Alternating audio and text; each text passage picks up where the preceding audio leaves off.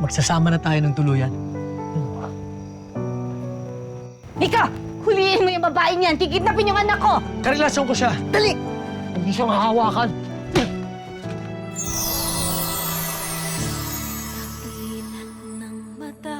Congratulations. Congratulations.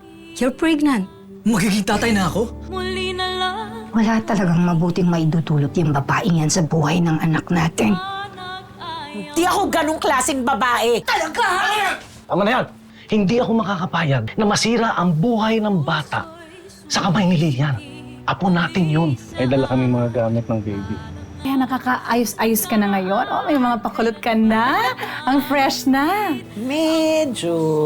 So sa oras na may panganak ang bata, aagawin natin to kay Lilian. Isasama na rin natin si Miko. Kung kinakailangang ikandado, ikadena natin si Miko, gagawin natin. Sige, ayan.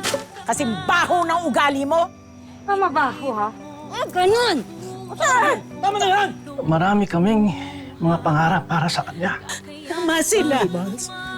Tama sila. May makikilala ka na mas bata, na mas tama para sa iyo. Anong ginawa niyo? Sana hindi na lang kayo naging magulang ko! Tara na! Tara na, mahal! Let's go!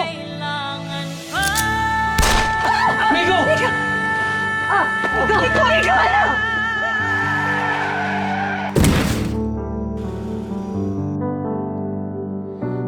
Akala ni Lilian, single na siya habang buhay pagkatapos siyang lokohin noon ng kanyang ex na si Ronald.